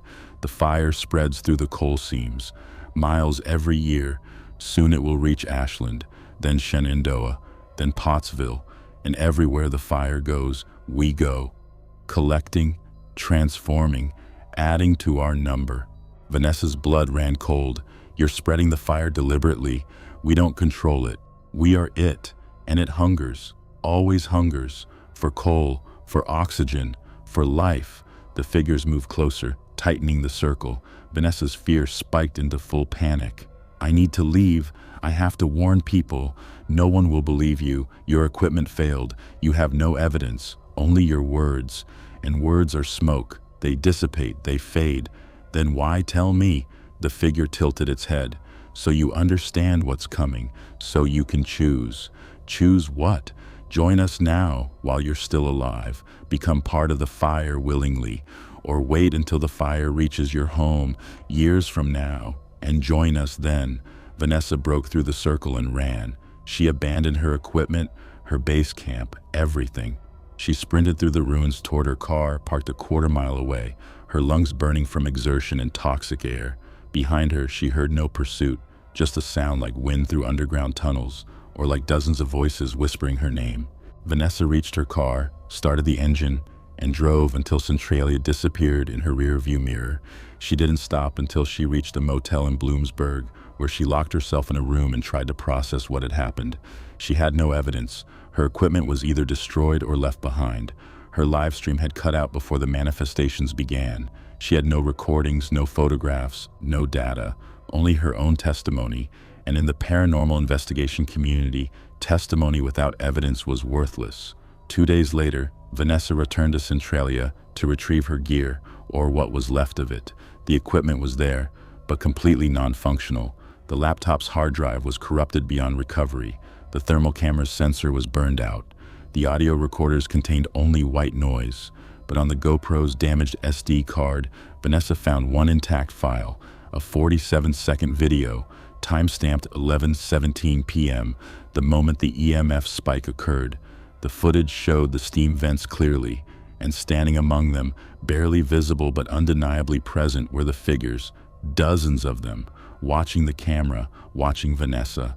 The final frame before the file corrupted showed one figure standing directly in front of the lens. Its mouth moved, and though there was no audio, Vanessa could read its lips. "The fire is coming." Vanessa uploaded the 47-second clip to her podcast feed with a detailed description of her experience. The response was immediate and divided. Half her listeners accused her of fabricating the evidence. The other half believed her completely and begged her to investigate further. Vanessa never returned to Centralia. She couldn't, because 3 months after her investigation, she woke in her Philadelphia apartment to find her bedroom filled with smoke. Not from a fire, but manifesting from nowhere, carrying the smell of sulfur and coal. And standing at the foot of her bed was one of the figures, the same one she'd spoken to in Centralia. It didn't speak, didn't move. It just stood there, watching, a reminder that the fire was still burning, still spreading, still collecting. Vanessa moved to Seattle 6 months later, as far from Pennsylvania as she could get. She shut down her podcast. She stopped investigating the paranormal. She tried to forget. But on cold nights, when the heating system kicks on and warm air flows through the vents, Vanessa smells it, sulfur and coal and burning earth, and she knows the fire is still coming. Slow, patient, inevitable. 47 milligauss, 47 miners, 47 seconds of video evidence. The number haunts her, because Vanessa knows what it really means. She's number 48. Dr. James Reeves had spent 23 years studying underground coal fires. As a geologist specializing in combustion dynamics, he documented similar fires in Australia, India, and China. But Centralia was different. It was the longest burning coal fire in American history, a perfect natural laboratory for understanding subsurface combustion processes. In May 2024, James received funding from the USGS to conduct a comprehensive subsurface mapping study of Centralia's fire using ground-penetrating radar and seismic sensors. The goal was to determine the fire's current extent and predict its future spread. The data would be invaluable for preventing similar disasters in other coal-rich regions. James assembled a small team, 2 graduate students, Emma Walsh and Kevin Park, and a mining engineer, Thomas Brennan. They arrived in Centralia on May 20th with a van full of equipment: seismic sensors, GPR units, core sampling drills, gas detectors, and high-temperature probes. They set up a base camp near the town's eastern edge where preliminary surveys suggested the fire's leading edge was located. For 3 days, they deployed sensors across a grid pattern, drilling shallow boreholes and collecting subsurface temperature data. The results were alarming. The fire wasn't spreading uniformly, it was accelerating.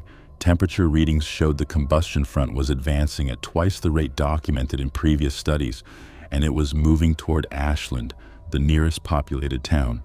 "We need to go deeper," James said, reviewing the data on his laptop. "The surface readings show what's happening, but we need to understand why. There's something driving this acceleration." Emma, his most cautious student, frowned. "How deep are we talking?" 200 feet, maybe deeper. "We need to access the old mine tunnels, get direct measurements at the combustion interface." Thomas, the mining engineer, shook his head. "Those tunnels are unstable. The fire's been degrading the support structures for 60 years. Cave-ins are likely, and the gases—" "We'll take precautions," James interrupted. "Full respirators, gas monitors, emergency oxygen, and tethered communication lines. This is critical research. We need this data." Against better judgment, the team agreed. They found an access point, an old ventilation shaft near the defunct Centralia Mine No. 4 entrance. Thomas rigged a winch system with safety harnesses, and one by one they descended into the earth. The shaft dropped 180 feet before opening into a horizontal tunnel. The walls were hot to the touch. James's thermometer read 140. The air was thick with sulfur and carbon monoxide, but their respirators filtered it adequately. James led the way, his helmet lamp cutting through the darkness. They followed the tunnel eastward, toward where their service sensors indicated the fire's most active zone. Every 50 feet, they stopped to install a seismic sensor and take temperature measurements. The deeper they went, the hotter it became. 150 degrees, 165 degrees, 180 degrees. The heat was oppressive, soaking their clothes with sweat despite the respirators protecting their lungs. After 30 minutes of walking, they reached a collapsed section where the tunnel roof had caved in, blocking further progress. But adjacent to the collapse, Thomas discovered a narrow side passage, barely 3 feet wide, angling downward steeply. "That leads to level 3, Thomas said, examining a faded mine map. "Lower coal seam. It's closer to the combustion zone, which means better data but higher risk." James didn't hesitate. "We go down." They descended single file through the narrow passage, their equipment bags scraping against the walls. The passage twisted and turned, descending at a 30-degree angle. The temperature climbed: 200 degrees, 220 degrees, 240 degrees, and then the passage opened into a vast chamber, unlike anything they'd expected. The space was cathedral-sized, at least 100 feet across and 50 feet high, and in the center, visible through a collapsed section of floor, was the fire itself. It wasn't flames, it was glowing coal seams and pockets of combusting gas, radiating intense heat that made the air shimmer. The chamber walls glowed faintly orange.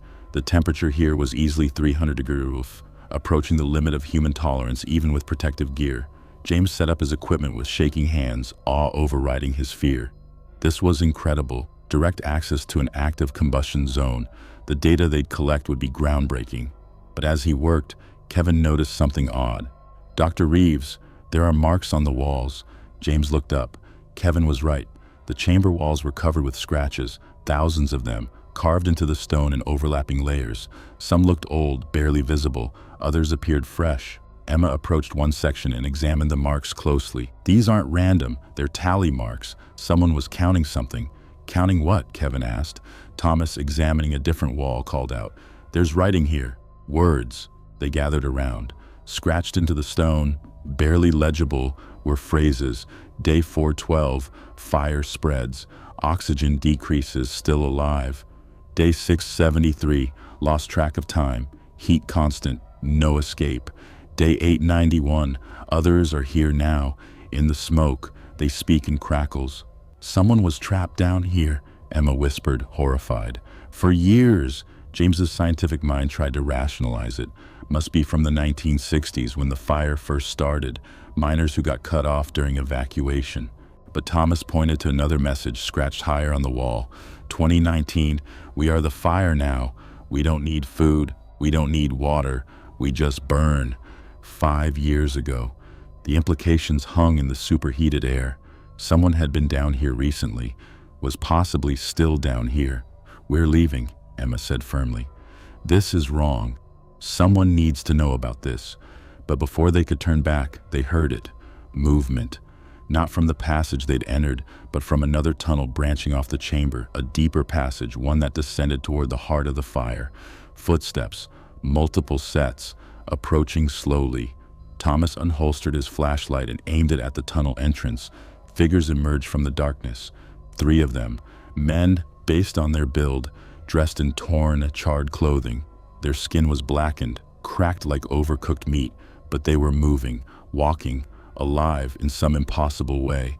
"Jesus Christ," Kevin breathed. The figure stopped at the edge of the chamber, standing in the orange glow of the combustion zone. One of them spoke, his voice rough and crackling like burning wood. "You came to map the fire. We can show you. We've mapped every mile." James's scientific curiosity battled his horror. "Who are you?" "We were geologists, like you. We came to study the fire in 2019. We stayed too long, breathed too much. The gases changed us. The heat preserved us. Now we're part of it. We can't leave." "That's impossible," Emma said. "You can't survive in these conditions. The heat alone." "We don't survive," the figure interrupted. "We burn, slowly, forever, and we learn. The fire has consciousness, Dr. Reeves. Not intelligence, but awareness. It knows when we enter it. It knows how to keep us." Another figure stepped forward, holding something. A notebook, its pages blackened and brittle. "Our research. 5 years of mapping the fire's progression, documenting its behavior, understanding its purpose." "Purpose?" James asked. "The fire isn't just consuming coal, it's transforming the earth itself, creating new minerals, new chemical compounds. The heat and pressure are generating substances that don't exist anywhere else. Centralia isn't dying, it's being reborn." Thomas grabbed James's arm. "We're leaving, now." But the figures moved to block the passage they'd entered from. "You can leave, but only if you take our research with you. Someone needs to know what we've learned. Someone needs to continue the study." James, despite every instinct screaming at him to run, took the notebook. The pages were covered in equations, diagrams, temperature charts, legitimate scientific data, meticulously documented. "How do we know this is real?" James asked. "How do we know you're not hallucinations?" The lead figure removed his glove, revealing a hand that was more charcoal than flesh. "Take a sample, analyze it. You'll find cellular structures that shouldn't exist. Human tissue adapted to survive at 600 degrees. We're proof that evolution doesn't stop at death." James pulled out a specimen bag with trembling hands. The figure extended his arm. James scraped a small tissue sample, sealing it immediately. "Now go," the figure said, "before the fire spreads to this chamber. It's moving faster than your sensors detected. You have maybe 10 minutes before this entire level collapses." The ground trembled as if confirming the warning. Dust fell from the ceiling. The temperature spiked. 310 degrees, 320 degrees. "Move," Thomas shouted. They ran, back through the narrow passage, up the steep incline, into the main tunnel. Behind them, they heard the chamber collapsing, rock grinding against rock, the roar of heat rushing through newly opened vents. They reached the ventilation shaft and climbed the winch lines with desperate speed. James emerged last, his team hauling him up as the shaft below filled with smoke and superheated air.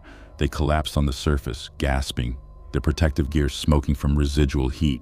Emma was crying. Kevin was in shock. Thomas was already radioing for medical evac, but James clutched the notebook and specimen bag. Evidence, proof, data that would change everything they understood about survival, adaptation, and the limits of human endurance.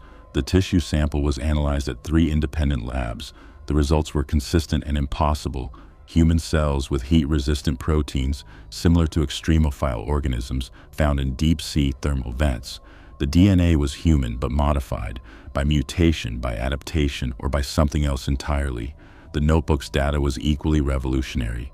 It documented temperature zones, combustion rates, and mineral formation processes that suggested Centralia's fire was creating entirely new geological formations. The implications for materials science were staggering, but when James tried to publish his findings, he was blocked. The USGS classified the data as sensitive. The EPA requested the tissue samples be destroyed. The Pennsylvania state government denied permits for further research. Someone didn't want the world to know what was happening beneath Centralia. James resigned from the USGS in protest. He self-published his research online, where it was immediately dismissed as a hoax. The tissue analysis was called fabricated. The notebook was deemed a creative writing exercise. Only James, Emma, Kevin, and Thomas knew the truth, and that truth haunted them. 6 months after the expedition, James received a package with no return address. Inside was another notebook, brand new, with only 1 page filled in. The handwriting was familiar. It was his own. Day 1, returned to Centralia, had to see for myself. The fire called me back. Now I understand. We don't study the fire studies us, and it's almost ready to teach others. James hadn't written those words. He hadn't returned to Centralia. But when he checked his phone's location history, it showed multiple trips to Centralia over the past month, trips he had no memory of taking. The fire was still burning, still spreading, still calling, and James knew with absolute certainty that one day he would answer. 7 people, 7 different pursuits, 7 encounters with something that transcends our understanding of fire, death, and transformation. Alex and his urban exploration team descended into the mine tunnels and discovered that the dead miners aren't ghosts. They're transformed, preserved by heat, sustained by combustion, still working, still breathing, still conscious after decades underground. Rachel, the thermal photographer, captured them on camera, heat signatures that shouldn't exist, standing at temperatures that would incinerate living flesh, watching from within the steam vents that dot Centralia's surface. Marcus, the mechanic, restored a car that had absorbed the essence of a man who refused to leave Centralia, a vehicle that breathed, that spoke, that carried the memories of the fire itself. Elena, the archivist, uncovered the Mark II children, infants deformed by toxic gases, hidden in an underground nursery, their small bodies still preserved in the chambers where they died, proof that Centralia's tragedy began long before the 1962 fire. Tyler, the urban explorer, met David Cross, a geologist who claimed to have fallen into a shaft in 1987 and had been waiting in the darkness for 37 years. Still aware, still hoping for rescue, still part of the fire. Vanessa, the paranormal investigator, documented the figures and received a warning. The fire is spreading, not randomly, not naturally, deliberately, and it's collecting souls as it grows. And Dr. James Reeves, the geologist, met researchers who'd been transformed by the fire in 2019, scientists who discovered that Centralia's underground inferno isn't just a disaster, it's a process, an evolution, a consciousness learning how to preserve human awareness in conditions that should obliterate all life. Pause. 7 stories, but they're not separate. They're chapters of the same truth. Pause. Slow, deliberate. The fire beneath Centralia has been burning since May 27, 1962, 62 years and counting. It started as an accident, trash burning in an abandoned mine pit, igniting a coal seam, spreading through the underground network. That's the official history. But what if the fire isn't accidental anymore? What if it evolved, adapted, became aware? Every person who's died in Centralia since 1962, whether in the initial mine collapses, from toxic gas exposure, from suicide in the tunnels, or simply from refusing to leave, they're still there. Not as corpses, not as memories, as part of the fire itself. The flames don't consume them, the heat transforms them. Their consciousness persists, bound to the coal, the smoke, the superheated air. They become something new, something that exists in temperatures exceeding 600 degrees Fahrenheit, something that doesn't need food, water, or oxygen, something that burns forever without being destroyed. And they're not alone anymore. According to James Reeves's research, there are at least 47 confirmed transformations, 47 people who've become fire entities, preserved in the underground network, watching, waiting, collecting. But here's what terrifies me most. The fire is spreading, not slowly, accelerating. The geologists' data showed the combustion front moving twice as fast as previous studies documented. It's advancing toward Ashland, toward Shenandoah, toward the populated towns that surround Centralia. 3 miles per year, maybe more now. At that rate, the fire will reach Ashland, population 20,700, within 20 years. It will reach Shenandoah within 30. And if it keeps spreading, if it keeps transforming everyone it touches, then Centralia won't be an isolated tragedy. It will be the beginning of something far worse. The Pennsylvania government knows. The EPA knows. The USGS knows. That's why James's research was classified, why Elena's medical records were restricted, why Tyler's footage was dismissed, why Vanessa's evidence was debunked, why Alex's team was warned never to speak about what they found. Because if the public knew that the fire doesn't just kill, that it preserves consciousness, that it creates something beyond death, there would be panic, or worse, there would be believers, people seeking the transformation, choosing to enter the fire willingly, and some already have. Centralia, Pennsylvania, population, officially 5, unofficially, at least 47 transformed entities living in the heat beneath the town. And that number grows every year. The fire has been burning for 62 years. Scientists estimate it will burn for another 250 years, long enough to consume the entire anthracite coal region of Pennsylvania, long enough to transform thousands, maybe millions. If you visit Centralia, you'll see the smoke rising from cracks in the ground. You'll feel the heat through your shoes. You'll smell the sulfur and coal dust. And if you stay long enough, if you listen carefully, you might hear them. The voices in the steam, the whispers in the smoke, the breathing of the fire itself. They're calling, inviting, promising transformation. Don't listen, don't answer, don't stay, because Centralia doesn't let go. The fire remembers everyone who enters, and one day, when you least expect it, you'll smell smoke in your home, feel heat rising through your floor, hear voices calling your name, and you'll understand the fire is patient, the fire is growing, and the fire is coming for you. This is Barefax Docs. I'm Marcus Webb. If this documentary kept you awake tonight, subscribe to our channel. We explore America's darkest locations every 2 weeks, uncovering the truths that history tries to bury. And remember, some fires are meant to die out, but Centralia's fire will outlive us all. Stay away from the smoke.